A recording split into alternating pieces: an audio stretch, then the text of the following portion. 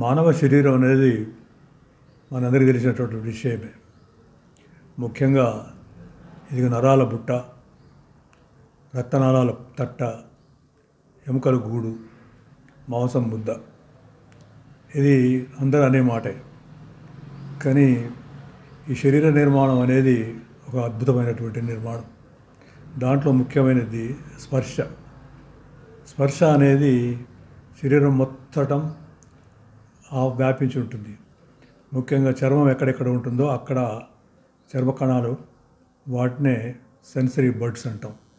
Sensory birds అని అంటే అవి మొగ్గలు లాంటివి, మైక్రో స్టేజ్లో ఉంటాయి. అవి శరీరం మొత్తంలో వ్యాపించి ఉంటాయి. నొప్పి వచ్చినప్పుడు సిగ్నల్ మెదడుకి వెళ్ళిపోతుంది. ఏ భాగంలో నొప్పి వచ్చిందో మెదడు చెప్పేస్తుంది. వెంటనే ఆ భాగానికి శ్రద్ధ తీసుకోమని సిగ్నల్స్ పంపిస్తూ ఉంటుంది మెదడు. ఆ విధంగానే ఈ నొప్పిని వైద్యులు గుర్తించి దానికి వైద్యం సగం సమయంలో ట్రీట్మెంట్ ఇచ్చినట్లయితే నొప్పి తగ్గిపోతుంది. అదే దానికి ప్రస్తుతం ఉన్నటువంటి వైద్య విధానం. దీంట్లో అతి ముఖ్యమైనది ఏమిటంటే కాళ్ళ మంటలు. కాళ్ళ మంటలు అనేది ఎవరు తప్పించుకోలేనటువంటి ఒక సమస్య. ఈ సమస్య అనేది ఎక్కడి నుంచి వస్తుంది అనేది మనం తెలుసుకుంటే, ముఖ్యంగా బొడ్డు కింద భాగం, నడుము నుంచి పాదాల వరకు మంటలు, అవి తీవ్రంగా ఎక్కువ శాతం ఉంటుంది. తర్వాత చేతులకు, ఛాతీ వెనుక భాగం మంట, అది తక్కువ శాతంలో ఉంటుంది. ఇది స్త్రీలకైనా పురుషులకైనా ఎవరికైనా కానీ సమాన తత్వంలోనే ఉంటుంది. కాకపోతే ఎక్కువగా కాళ్ళ మంటలు స్త్రీలలో ఎక్కువగా వస్తూ ఉంటాయి. ఈ కాళ్ళ మంటలు రావడానికి కారణాలు ఏమిటి అనే దానికి వస్తే, ముఖ్యంగా కాళ్ళ మంటలు రావడానికి ముఖ్యంగా అది ఏ సంబంధించిన నొప్పి అనేది మనం తెలుసుకోవాల్సిన అవసరం ఎంతైనా ఉంటుంది. అది ఏమిటి అనంటే నరాలకు సంబంధించిందా, రక్తనాళాలకు సంబంధించిందా, ఎముకలకు సంబంధించిందా, జాయింట్లకు సంబంధించిందా, కండరాలకు సంబంధించిందా, లేకపోతే వ్యారికోస్ ఇన్ వీన్స్ అని ఉంటాయి, వాటికి సంబంధించిందా. వీటికి సంబంధించిన ఏ ఒక్కటైనా సరే కాళ్ళ మంటల రూపంలో మనకు ప్రజెంట్ చేయవచ్చు. అటువంటి నొప్పులు రావచ్చు. కాళ్ళ మంటలు అనే దానికి ఒకటి కామన్ పేరు. అది కొంతమందికి తీవ్రంగా ఉంటుంది, కొంతమందికి సాధారణంగా ఉంటుంది, కొంతమంది రాత్రిపూట వస్తుంది, కొంతమందికి ఒక గంట సేపు వచ్చి వెళ్ళిపోతూ ఉంటుంది. ఈ మంటలు ఒక్కొక్కసారి తీవ్రత ఎంతవరకు ఉంటుందంటే కాళ్ళు నిప్పులలో పెట్టినట్టుగా అంత మంటలు ఉంటుంటాయి. ఇవి రావడానికి మెయిన్ కారణం ఏమిటి అంటే విటమిన్ లోపాలు, మినరల్స్, విటమిన్స్ అనేవి లోపాలు. విటమిన్ల లోపల ముఖ్యంగా B1, B6 అనేది లోపం. రెండవది మినరల్స్, పొటాషియం, సోడియం, కాల్షియం అనేటటువంటి ఈ మినరల్స్ లోపించినట్లయితే అప్పుడు ఈ రక్త కణాలు, అది సెన్సరీ కణాలు, అవి మారిపోతాయి. అవి సిగ్నల్స్ పంపిస్తాయి. అవి ఎప్పుడు జరుగుతుంది, ఏం సంగతి అనే విషయానికి వస్తే, ఎక్కువ పనిచేసి ఎక్కువసేపు నిలబడటం వల్ల రక్త ప్రసారం కాళ్ళలో నుంచి పైకి పోకపోవడం వల్ల, ఆ రక్త ప్రసారం, చెడు రక్తం ఎక్కువగా కాళ్ళలో నిలబడిపోవడం వల్ల కాళ్ళ మంటలు మొదలవుతాయి. ఇది కొంతమందికి పడుకున్నా కానీ కాళ్ళ మంటలు వస్తాయి. అటువంటి రావడానికి కారణాలు మెటబాలిక్ డిజార్డర్స్, అంటే డయాబెటీస్ లాంటివి. ఇంకా SLE అనేటువంటి ఒక జబ్బు ఉంటుంది, సిస్టమిక్ లూపస్ ఎరిథమెటోసిస్ అనే ఒక జబ్బు ఉంటుంది. అలాగే మెటబాలిక్ డిజార్డర్స్, హార్మోనల్ డిజార్డర్స్ చాలా ఉంటాయి. థైరాయిడ్ ప్రాబ్లం కూడా ఉన్న వాళ్ళకి కూడా కాళ్ళలో మంటలు వస్తాయి. ఇలాంటి మంటలు రావడానికి కారణాలు ఎన్నో ఉంటాయి, 1,000,000 కారణాలు ఉంటాయి. అయినప్పటికీ దానికి ఉద్దేశం తెలుసుగా ఇమ్మీడియట్గా దానికి వైద్యం చేయాల్సిన అవసరం ఉంటుంది. ముఖ్యంగా రాత్రిపూట వచ్చేటటువంటి మంటలతో నిద్రపోకుండా ఉంటారు. అటువంటిప్పుడు కొంతమంది కాళ్ళకు కట్లు కట్టుకుంటారు, సాక్స్ వేసుకుంటారు, కొంతమంది కాళ్ళు పిసికించుకుంటుంటారు, లేదా తాళ్ళు కడుతుంటారు. అంటే ఈ విధంగా వచ్చేటటువంటి మంటలు ఏ విధంగా సొంతంగా వైద్యం చేసుకుంటారో దానికి తగ్గట్టుగా వైద్యం కూడా, మెడిసిన్ కూడా ఇవ్వవలసిన అవసరం ఉంటుంది. కొంతమందికి ఈ నొప్పి తగ్గడానికి ఎక్సర్సైజ్ చేస్తారు. వ్యారికోస్ వీల్ ఉన్న వాళ్ళకి రక్తం అక్కడ నిండిపోవడం వల్ల, స్టాగ్నేట్ కావడం వల్ల కాళ్ళలో మంటలు వచ్చే అవకాశాలు ఉంటాయి. అందుకని వాళ్ళకి ఎలాస్టిక్ బ్యాండేజ్ కానీ, ఎలాస్టిక్ సాక్స్ కానీ వేస్తూ ఉంటారు. సో ఈ విధంగా రకరకాల ప్రయత్నాలు జరుగుతూ ఉంటాయి. ఈ కాళ్ళ మంటలకు ముఖ్యంగా వైద్యం చేయాలి అంటే శాకాహారం ముఖ్యంగా బాగా పనిచేస్తుంది. ఆకుకూరలు, కాయగూరలు, పప్పులు, ఇటువంటివన్నీ ఎక్కువగా బాగా పనిచేస్తుంటాయి. దాంతోపాటు కాల్షియం టాబ్లెట్లు, విటమిన్ D3, తర్వాత విటమిన్ B6, B1, తర్వాత ఇక మల్టీవిటమిన్ ట్యాబ్లెట్స్ ఇటువంటి తీసుకోవటం వల్ల కాళ్ళ మంటలు తక్కువగా ఉండే అవకాశం ఉంటుంది. కానీ ఒక్కొక్కసారి కాళ్ళ మంటలు తీవ్రంగా ఉంటే చల్లటి నీళ్ళు పోస్తుంటారు. అది పోయటం వల్ల మంటలు తగ్గిపోతాయి, కానీ మళ్ళీ వచ్చే అవకాశాలు ఉంటాయి. కాళ్ళ మంటలు తప్పించుకోవటం అనేది చాలా కష్టతరమైన విషయం. దీనికి సంబంధించినటువంటి వైద్యం చాలా క్లిష్టంగా ఉంటుంది. అందుకనే పెయిన్ క్లినిక్ అనేటటువంటి హాస్పిటల్స్ కూడా ఓపెన్ అయినాయి.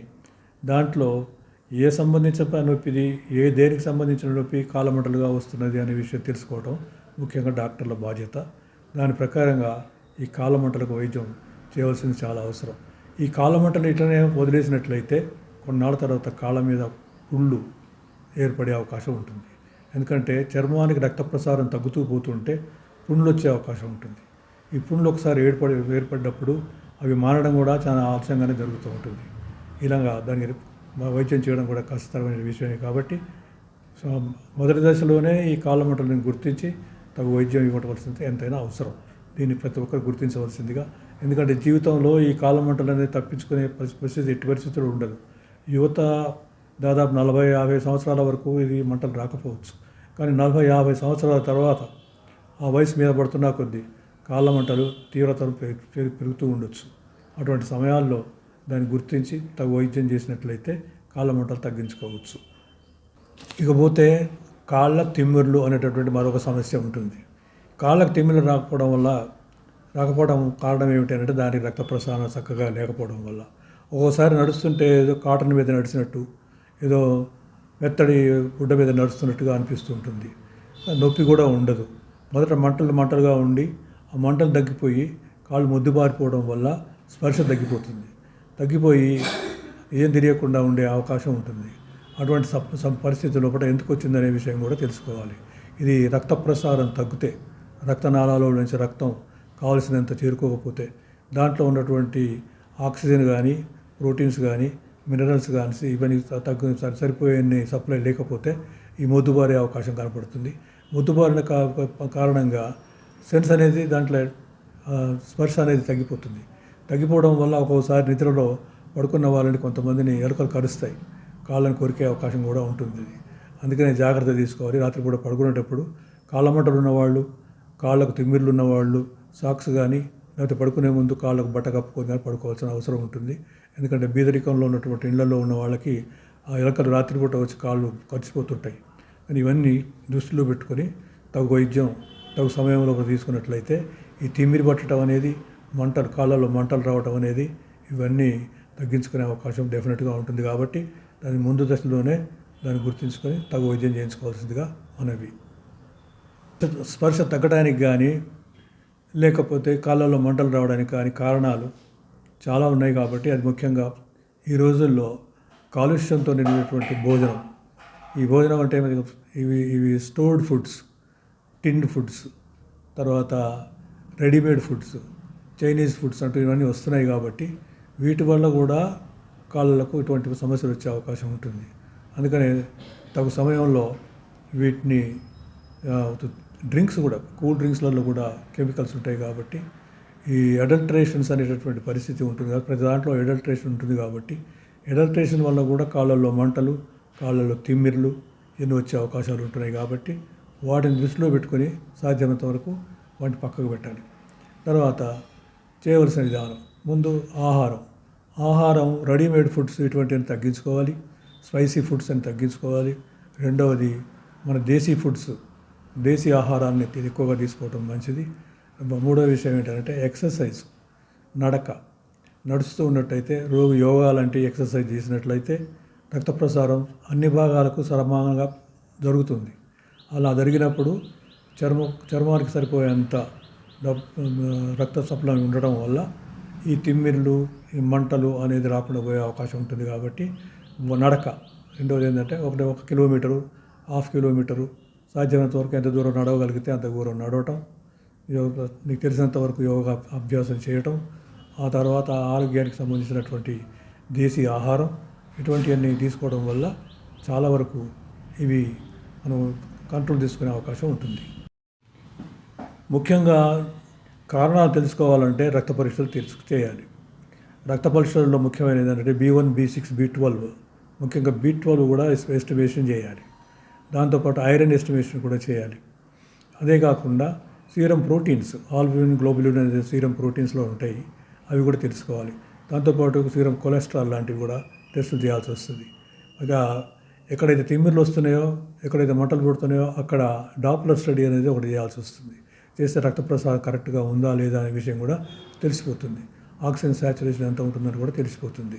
దీనికి సంబంధించిన టెస్టులలో మళ్ళీ ఇంకా కొన్ని mineral test, sodium, potassium, calcium లాంటివి ఇవి చేసుకున్నట్లయితే ఏ కారణం వల్ల వస్తుంది అనేది, దేని లోపం వల్ల వస్తుంది అనేది, ఏ విటమిన్ బి కాంప్లెక్స్ దానివల్ల వస్తుంది అనే విషయం ఈ ప్రతి టెస్ట్లో బయటపడుతుంది.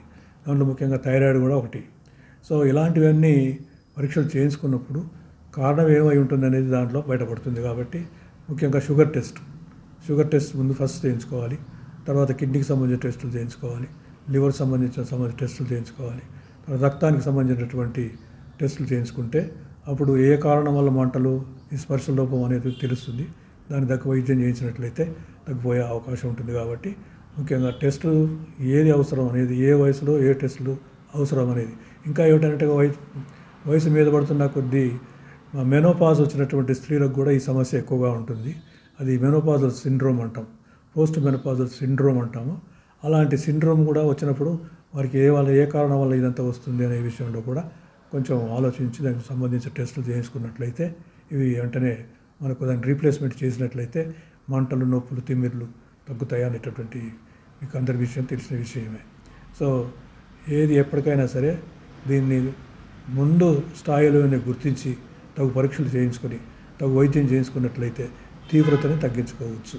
కాకపోతే ఏంటంటే ఎప్పుడైనా ఏజ్ పైన పడుతున్న కొద్దీ ఇటువంటి సమస్యలు ఎక్కువగా ఎదురవుతుంటాయి. కాబట్టి దానికి సంబంధించిన జాగ్రత్తలు తీసుకొని ముందుగానే దానికి సంబంధించిన వైద్యం చేసుకుంటూ ఉంటే ఏం కాదు, మంచిగానే ఉండిపోతుంది.